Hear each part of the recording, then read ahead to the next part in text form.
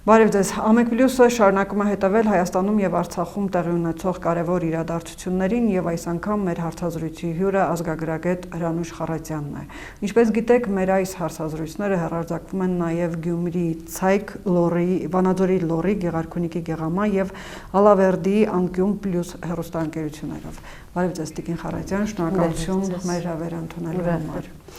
Տիկին Խառատյան, հենց այս պահին 17 կուսակցությունների համագործակցությունը, որը կոչվում է Հայրենիքի փրկության շարժում, Հանրապետության հրապարակում վարչապետ Նիկոլ Փաշինյանի հրաժարականի պահանջով հանրահավաք է անում եւ այս պահին Դաշնակցության ներկայացուցիչ Իշխան Սաղաթելյանի հայտարարությամբ փորձ են անում շրջափակելու կառավարության շենքը եւ իրենք մի քանի իրենց ներկայացմամբ սցենարներ ունեն։ Ձեր կարծիքով այս շարժումը ինչ զարգացում կարող է ունենալ կամ ընդհանրապես մեր քաղաքական այս վիճակը ինչ զարգացում կարող է ունենալ։ Քանի որ ես երկար ժամանակ չեմ խոսել այս երևույթների մասին, մի քիչ կծկտուր եւ կտրված կլինի հենց այսօրվա հետ կապված գործողությունների ընթացքի վերաբերյալ իմ նկատառումները,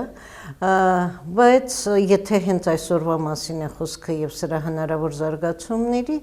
ես կարծում եմ, որ հիմա անդիմություն են որոշակի խնդրի շուրջ ձևավորված եւ սկզբունքորեն նրանց գործողությունները տրամաբանականի սահմաններում են, եթե իրենք չեն բանակցում, միայն կտրուկ պահանջում են։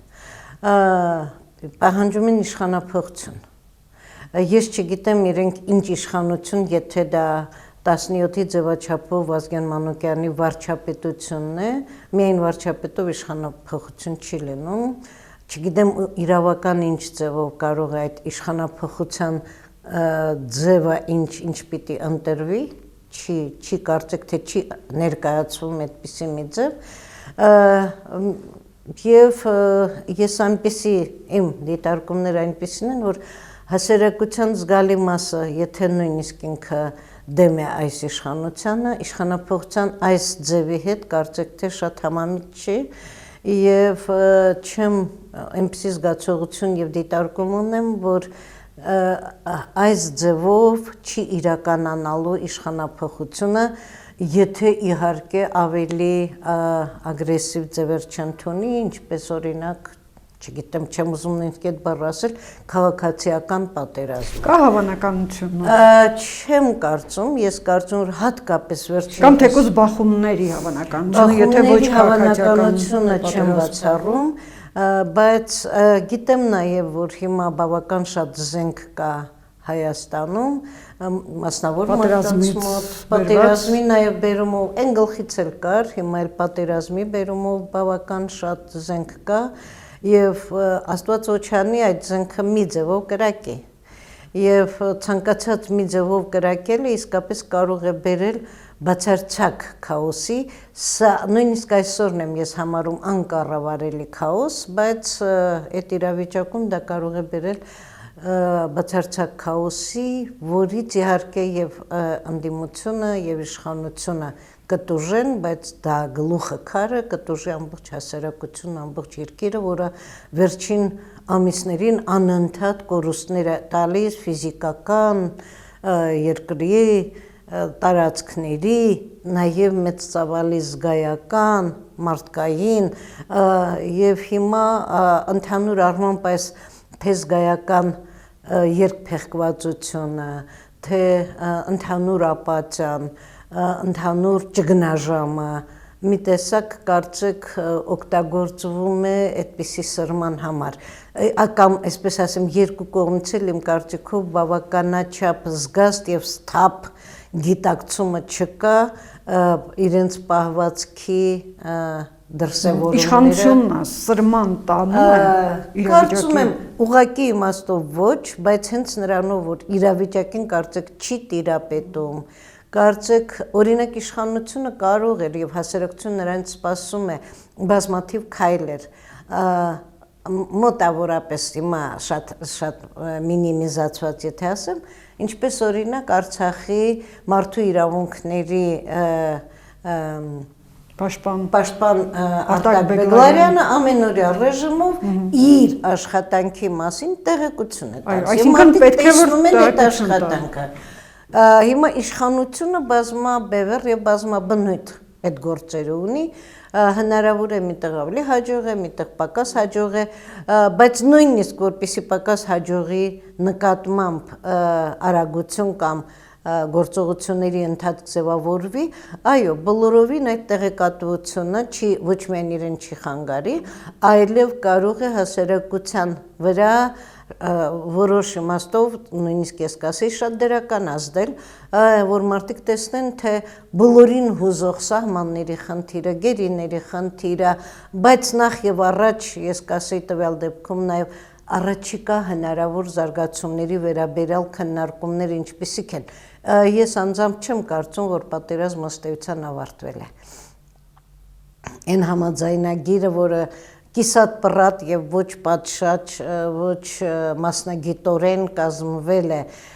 ինչպես Վլադիմիր Վլադիմիրոչ Պուտինը խոստովանց իր կողմից է գրվել, չգիտեմ Հայաստանում ինչ քննարկում է անցել եւ բաց թողումները, որոնց մենք ամեն օր հիմա ականատես ենք լինում, ինչ չափով են ընկալվել, ինչու է այդպես հապճեպ կազմվել մի թուղթ, որից գործողությունների ընթացքը ամեն օր փոխվում է եւ առաջացնում հարցականներ, սրանց բոլորի հետ պետք է մագիա մասին պետք է անկեղծորեն խոսվի։ Ինչու՞ չի խոսում իշխանությունը, թե միգուցե ինչ-որ բան չի էլ անում, որ խոսի։ Լավ հարց, այսինքն անում է, թե չի անումը, մենք շատ լավ չգիտենք։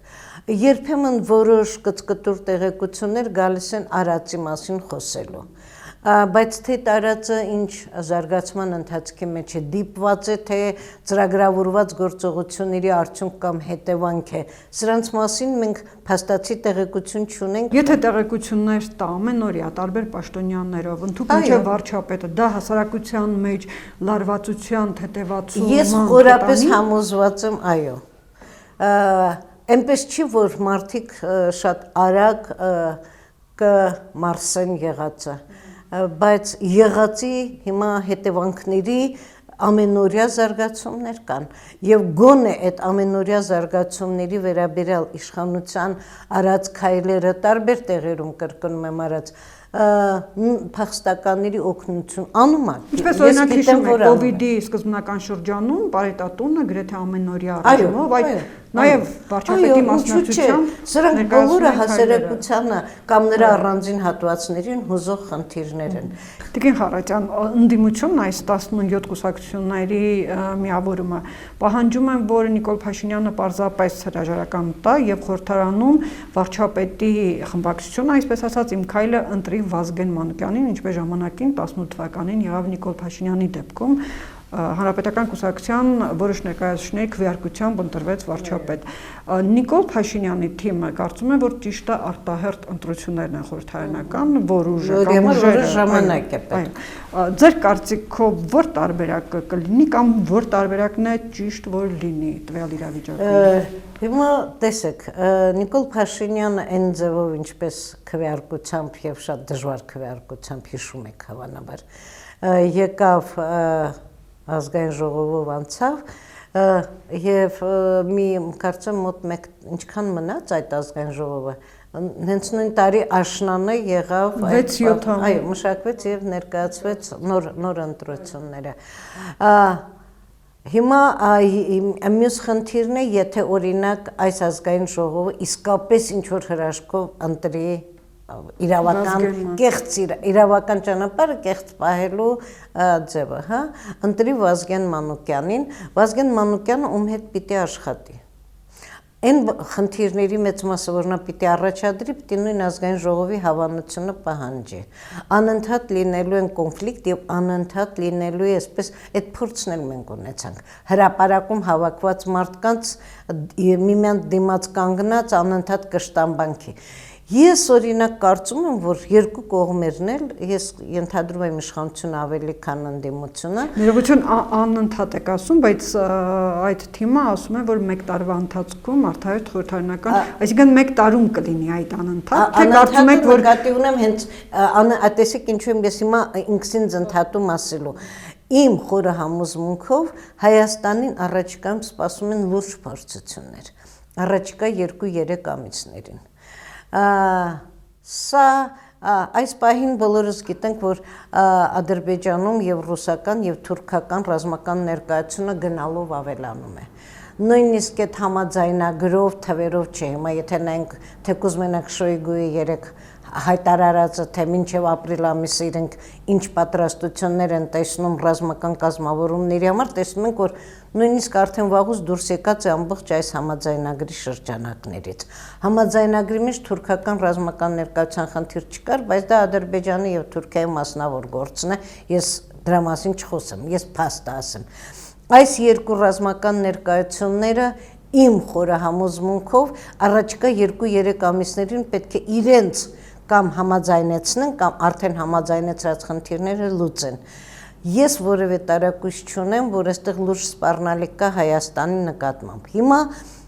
կողմերից ոչ մեկ այդ մասին չի խոսում։ Եթե 2-3 ամիս հետո Հայաստանին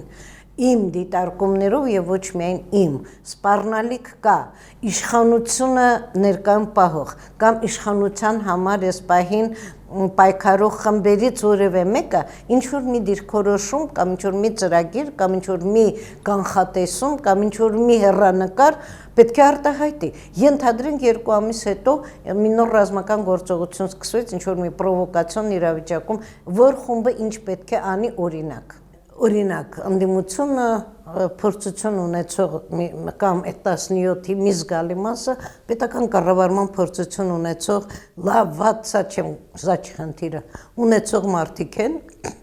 եւ վստահ եմ կարող են հասկանալ, որ առաջիկայում իսկապես խնդիրներ կան, այդ խնդիրների լուծումների վերաբերյալ նրանք պետք է նախապես ինչ որ որոշում կամ դիրքորոշում կամ հայացք ունենան։ Եթե նրանք այդ մասին չեն խոսում, ես էլ իզորու եմ մտածել, որ նրանք կամ արդեն համաձայնեցված են այդ գործողություններում,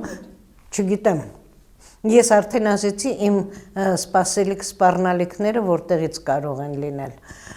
Ընդ որում որտեղից լինելն էլ այդպես միադեմ եւ միանշանակ չի։ Ընդհանրապես այսպիսի դեպքերում բավական ծավալուն դիվանագիտական նախապատրաստություններ են լինում, գնալ-գալ է լինում, քննարկումներ են լինում, մի քանի տարբերակ, A տարբերակ, B տարբերակ, G տարբերակ է ծրագրավորվում եւ փորձում, բայց այս մասին Հայաստանում ոչ վերլուծական, ոչ քաղաքական, ոչ որևէ ընդհանրապես ամբողջ հասարակությունը զբաղված է Փաշինյան դավաճան 17+ թալանչի կամ հակառակը։ Այս դիսկուրս չի։ Սա ուղղակի, այսպես ասեմ, վատ անեծքի եւ հայհոյանքի ժանրի մեջ երկու խմբերը կանգնած իրար դեմ։ Չեմ ասում այդ երկու խմբերը իրար հետ դիսկուրս ունենան, բայց իրենց մեջ ունեն այդ խնդիրների դիսկուրսը, հասարակությունը դրանց տեղյակ չի։ Բայց այս հարցերը մնում են։ Այս հարցերը մնում են, թե ինչա բերելու Վազգեն Մանուկյանը։ Եթե հստակ ասվի, նույնիսկ հնարավոր է Փաշինյանի ամենամոլի կողմնակիցները ինչ որ մի հարցի շուրջ համաձայնություն ունենան։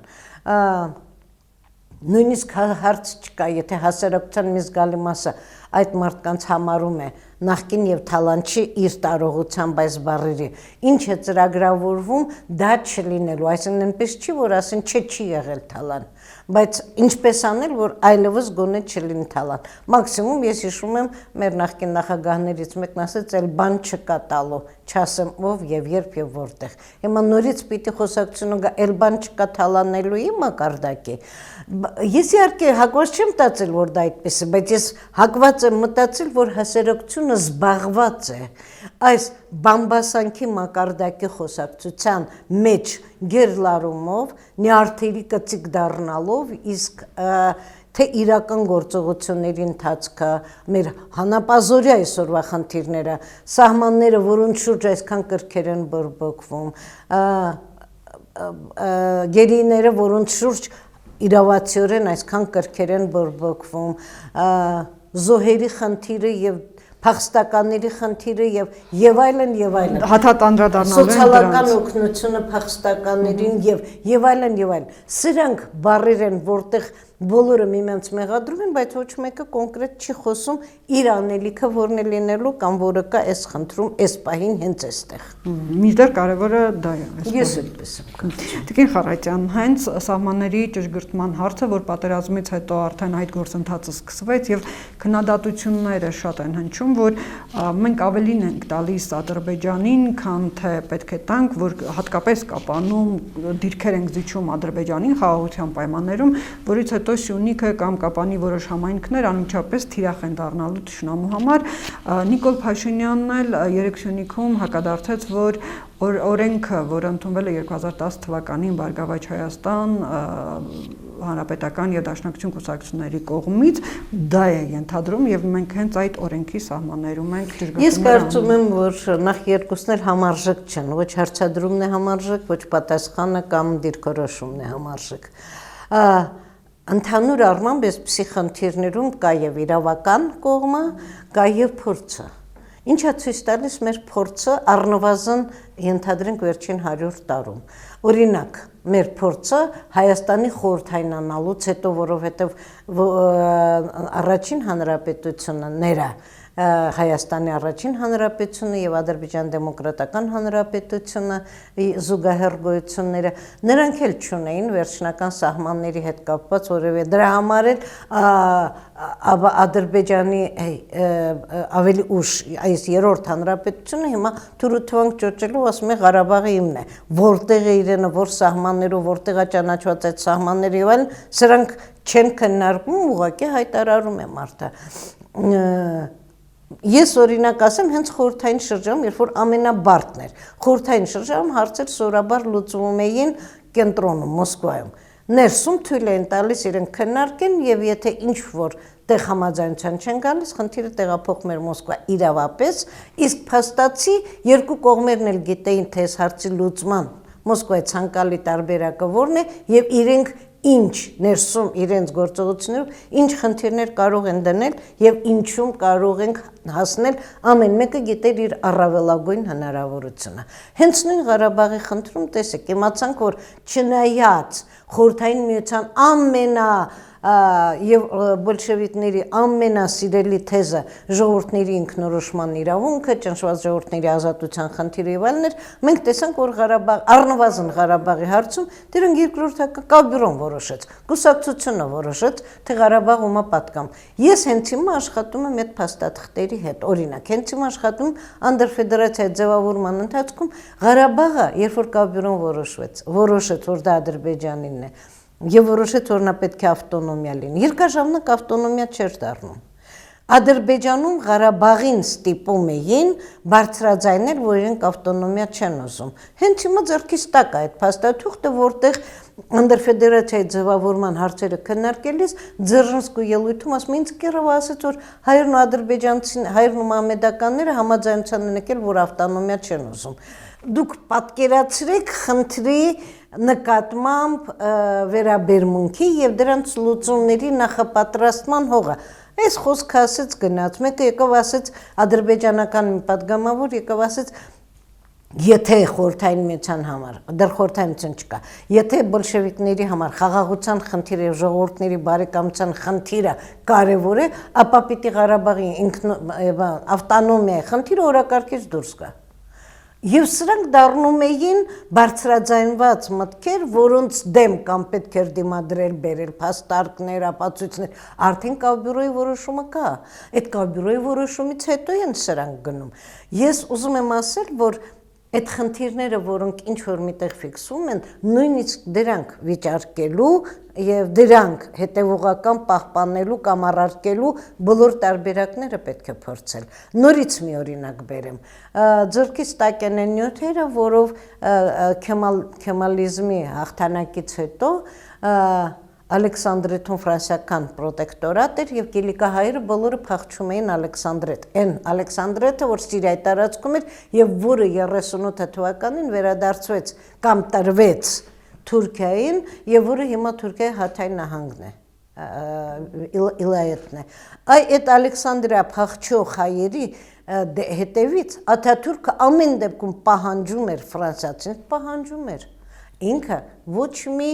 իրավունք չուներ այդ տարածքի նկատմամբ, բայց պահանջում էր ֆրանսիացիներից, որի պրոտեկտորատներ Ալեքսանդրիეთი Սանջակ, որ հայերին Թուրքիայի սահման 60 կիլոմետր մոտ չբնակեցնեն։ Փախստական հայերին պատճառաբանելով, որ դա վրիժառության եւ նոր կոնֆլիկտների գոտի է։ Հիմա այս պահին մենք ճիշտ այդպիսի վիճակում ենք։ Մեր այս պահին նույնիսկ եթե ենթադրենք օրինական սահման է, այդ սահմանը այնպիսի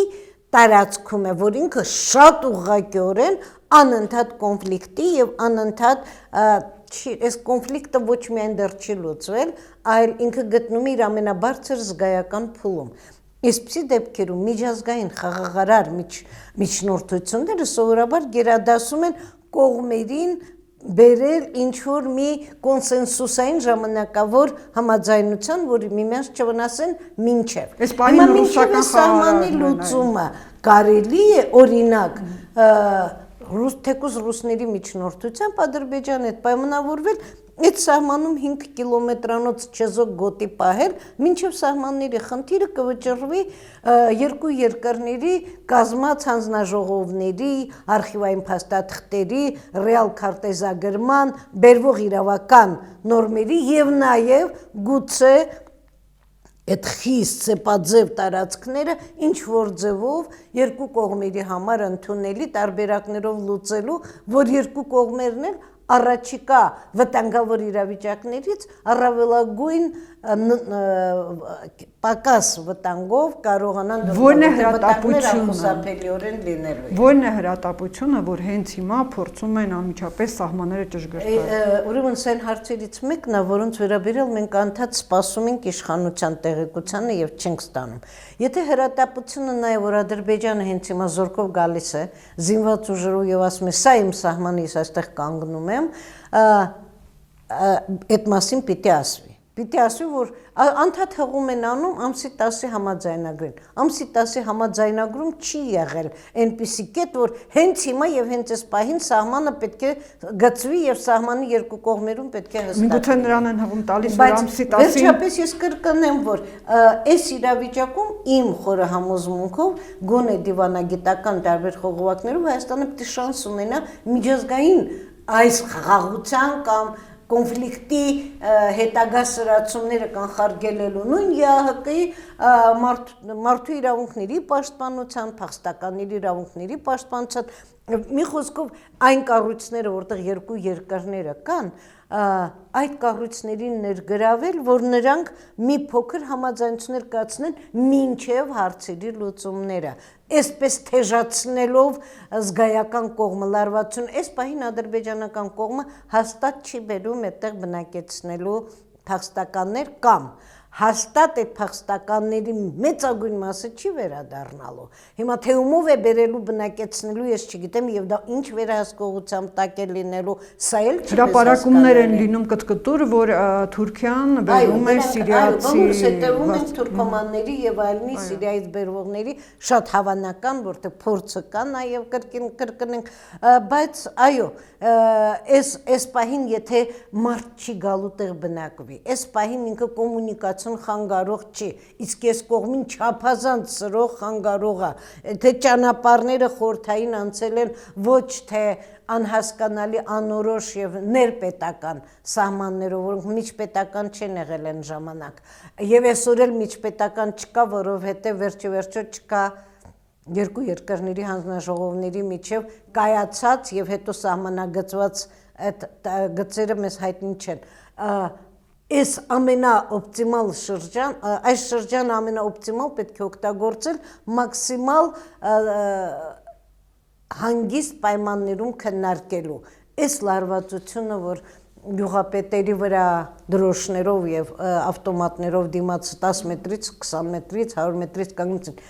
ես կարծում եմ, որ սրանք խնդիրներ են, որոնց լուծողը իշխանությունն է։ Եվ չգիտեմ ինչ արվում այս ուղղությամբ, անկեղծ չգիտեմ։ Որ փաստաթղթերը պետք է հիմք դառնան այս սահմանի ճշգրտման դեպքում, որ թվականների քարտեզը, քարտեզներից են խոսում, ոչ մի քարտեզ չի կարող այս պահին հիմք դառնալ։ Խորհրդային ներպետական սահմանները անընդհատ ներքին փոփոխություններին ընդհանուր մինչև 70-ական թվականները, երբ որ ենթադրենք Ադրբեջանը Հայաստանի տարածքում արոտավայրեր էր բերում, անասունին արածացնել, հետո խնդիր էր բարձրացնում, ասենք ես մի քանի հեկտար արոտավայրը տալ Ադրբեջանին, որովհետև միշտ բարդ է այդ։ Հայաստանի վարչական տարածքը, Հայաստանի վերահսկողության տարածքը, մարդիկ են, դժգոհություններ են առաջանում, կամ հակառակ կողմից կարող էր լինել։ Եվ այդ դրանք բոլորը միշտ չէ, որ նախ քարտեզներում արտացոլվել են։ Վերջերս հրատարակվեց, կարծեմ, Սյունիքի աներողություն Կապանի շրջկոմի քարտուղարի մի հարցազրույցը, որտեղ ինքը հենց այդպիսի մի միջադեպ էր ներկայացնում, թե ինչ ձևով իրենք համաձայնությունը կայացրեցին ինչ խնդիրներով, բայց դրանք որևէ քարտեզի վրա արտացոլված չեն, բայց դրանց փաստաթղթերը կան։ Ուղղակի նաև այդ փաստաթղթերի հետ աշխատել է պետք։ Վստահ այդ փաստաթղթերի օրինակները կան նաև Ադրբեջանում։ Նրանք այդ փաստաթուղթը կհանեն միայն այն դեպքում, եթե իրենք ուզենան, մենք պիտի հանենք այն դեպքում, երբ որ մենք ունենք այդ խնդիրը, բայց դրա համար նույնպես ժամանակ է պետք։ Այն հապճեպությունը, որով հիմա արվում է, սա ակնհայտ բերելու է լրացուցիչ լուրջ վրդովմունքների եւ ես օրինակ կարծում եմ, որ եթե այս պահին Ռուսաստանը, որը խաղաղապահ է, որպես միջնորդ խաղաղապահ չի փորձում այս սահմանային խնդիրներում իր միջնորդական առաքելությամբ մի փոքր փորձել հետաձգել պաշտոնական որոշումը եւ չլարվածություն առաջացնել, ես սա ինձ համար լրացուցիչ մի միտք է, որ Ռուսաստանի համար այդ ժամկետը գոյություն չունի, այսինքն նրանք առաջիկայի համար ուրիշ ծրագրեր։ Որ տարածաշրջանի հետ կապված ինչ ծրագրեր։ Ես հիմա կգերադասեի այդ մասին չբարձրաձայնել, կարծում եմ, որ շատերի մոտ կան տագնապներ, որ առաջիկայում հնարավոր են թուրք-ռուսական տարածաշրջանային խնդիրների վերանայումների նոր մոտեցումներ կամ հին մոտեցումների վերակենդանացումներ։ Քանի որ պայմանագրի 100-ամյակն է, այո, նաև գուցե առաջին հերթին Մոսկվայի պայմանագրի 100-րդ տարեդարձի հետ կապված, ընդհանրապես տարածաշրջանում առաջացած նոր իրավիճակների հետ կապված դիրքորոշումների ճշգրտման, գուցե նաև այս տարածաշրջանում իրավիճակի առաջացման իրենց ներքեն խթանների թելադրանքներով։ Ես ասեմ, որ ռուսական վերլուծական գիտական եւ հրապարակախոսական մամուլը հանգիստ այս խնդիրներին անդրադառնում է։ Բավական է, բայց Հայաստանում որևէ մեկը փորձի խոսել անմիջապես մի տեսակ ասում են ռուսներին վարկաբեկելու փորձ է կանում, որտեղ դե թուրքերին էլ վարկաբեկելու տեղ չի մնում։ Չգիտեմ ինչու չի կարելի բարձրաձայն փորձել վերլուծություն անել եւ այդ վերլուծությանը կամ հակադարձել այլ վերլուծությամբ, այլ փաստարկներով, բայց ընդհանուր վիճակը այնպես է, որ հիմա Ռուսաստանին պետք է երկին գետին շնորհակալ լինենք, որ նրանք խաղաղարար միսիայով եկան եւ առաջիկա իրենց բոլոր ծրագրերի շուրջ հանկարծ չհամարձակվել խոսել։ Գին Խառատյան, տեսեք, թեև պաշտոնական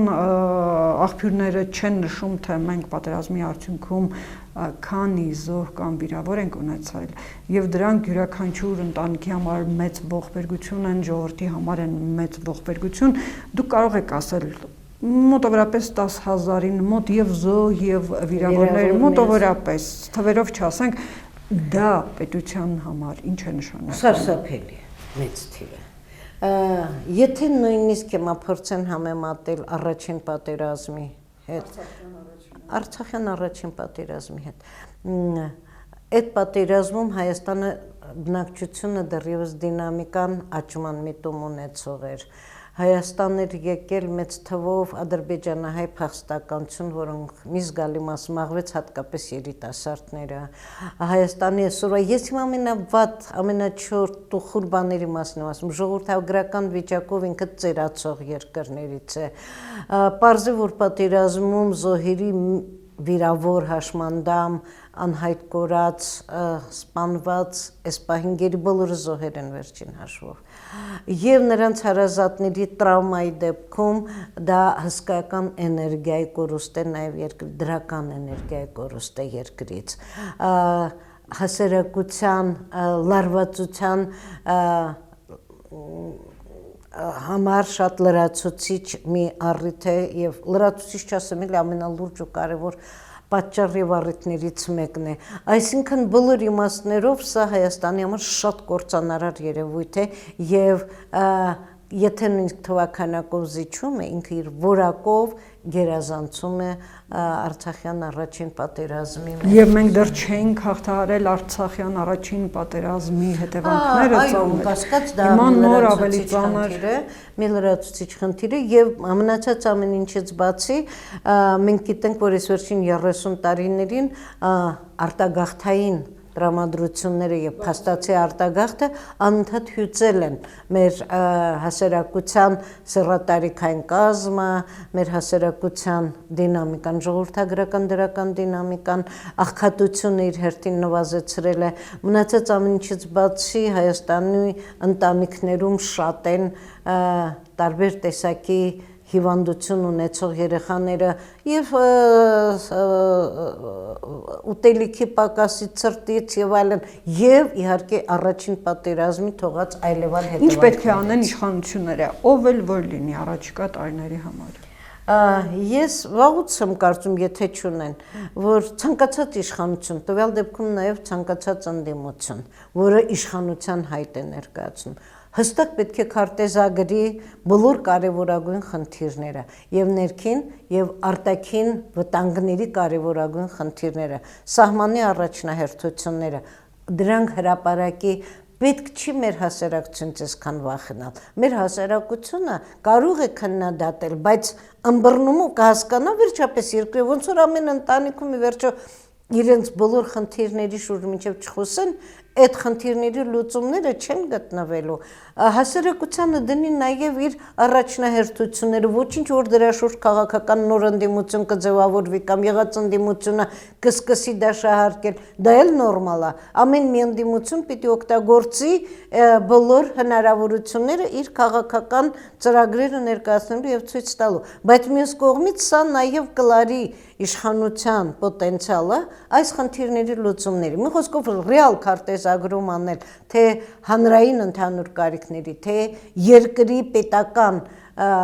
եւ իշխանության կողմից անելիք հիմնական անելիքների, այդ քարտեզագրումով որոշի այս տարվա մյուս տարվա հաղորդակից անոթներով, որ ես այս պահին չեմ տեսնում։ Հետո միշտ ցանկացած ճան նույնիսկ 2 ամսվա քարտեզը, տվյալ դեպքում առավել եւս 2 ամսվա քարտեզը պետք է կանխատեսի նոր իրողություններ, բարդություններ, արտաքին նոր իրողություններ եւ նոր բարդություններ։ Չգիտեմ ինչ է նախատեսված։ Ընդհանրապես մենք երբեք հաշվի չենք առնում կամ ինձ այդպես է թվում, որ մենք հաշվի չենք առնում եւ հաշվի չի առնում նաեւ 17+-ը արտաքին նոր զարգացումները կամ գիտեն ռեալ բայց չեն ասում այդ մասին եւ իրենց խոսակցությունը կառուցում են իրենց գիտելիքի վրա կամ ընդհանրապես դա համարում են երկրորդական իսկ մեր այս հատկապես նաեւ վերջին փորձը լրացուցիչ գալիս է ասելու որ առուն մի թռի մինչեւ հոբ չասես։ Շնորհակալություն Տիկին Խառատյան, հիշեցնեմ որ ես զրուցում եի ազգագրագետ Հրանուշ Խառատյանի հետ։